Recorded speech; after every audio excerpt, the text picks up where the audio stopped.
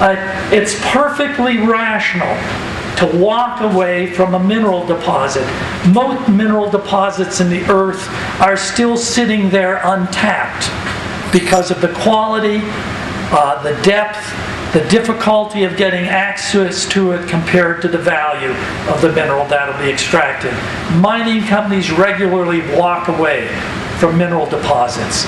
Communities should take the same point of view, but use it from the point of view of public costs and public benefits.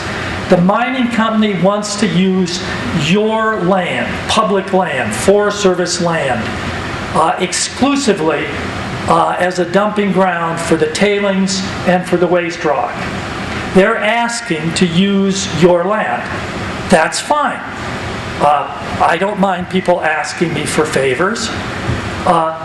But I think that we as citizens or U.S. citizens and your business leaders and political leaders have to say, well, what will we get for this? You're asking us to give something up.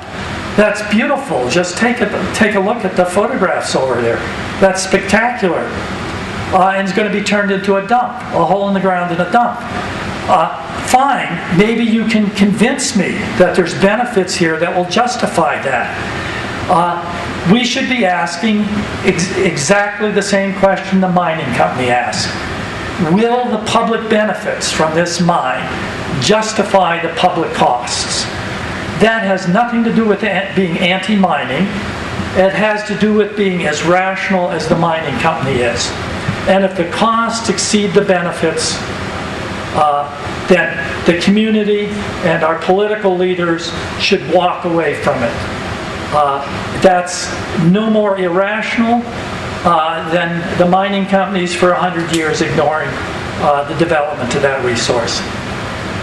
Mining, from my point of view, from the public point of view, I think is a matter of site, technology being used, a site in the sense of environmental sensitivity. Some sites are more sensitive than others. Some are going to have greater environmental impacts.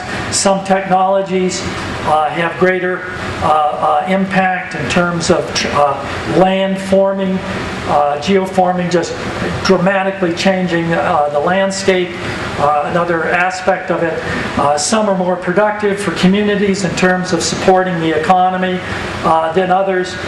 So it's a matter of just weighing the costs, the benefits, whether this is a good site for a mine in the sense that it minimizes the environmental impact while maximizing the public benefits. Stick with it. Somewhere buried in there was the idea that we aren't at this point about to run out of copper.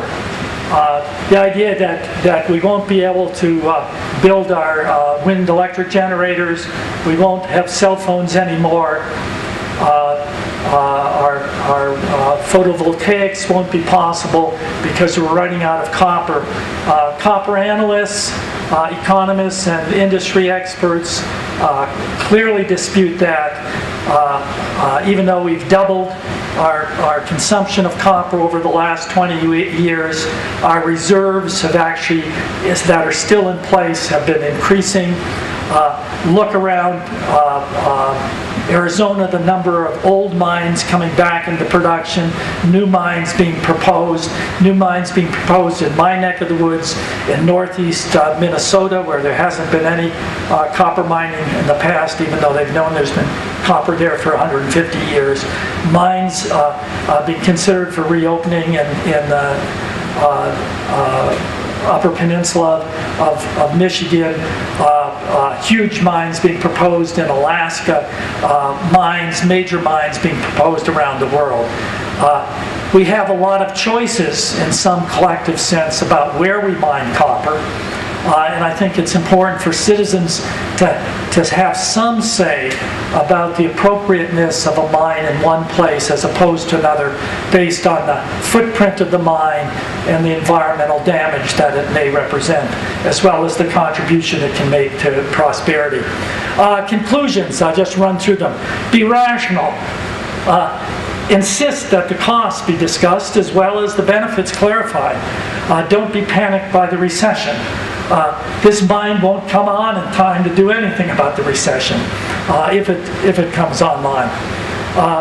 Take into account the instability. Arizona has lived with that. Every mining town. Montana has lived with that. In 1981, the Anaconda Copper Company folded up its business and went out of business, leaving Butte, Montana, and a good part of western Montana in serious difficulty that has been trying to dig out of since then. Realize that there's alternative source of copper. I just mentioned that one. We aren't going to be, the green economy isn't going to be stalled by it. More importantly, recognize that Tucson is not cattle, cotton, and copper. Tucson is not a frontier economy.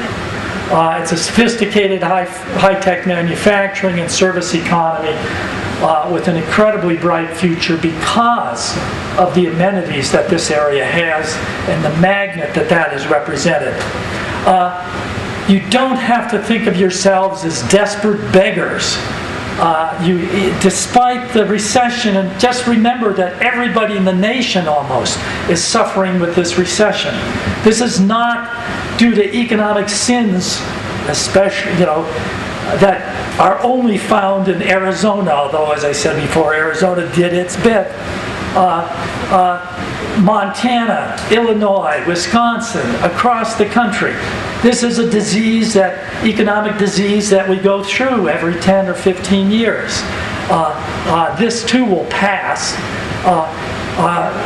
We all can afford, especially people living in the greater Tucson area, can afford to be good choosers who seek to preserve what's most valuable about the place that they call home. Finally, natural landscapes, as I said before, shouldn't be thought of as just an aesthetic thing that tree huggers worry about or a pretty playground for the well-to-do. Those amenities, those natural amenities, those cultural amenities, those social amenities are central to the economic vitality of the greater Tucson area. It's not the only thing that's going to make the economy vital, but it's a strength that has to be protected to protect your future. Thank you.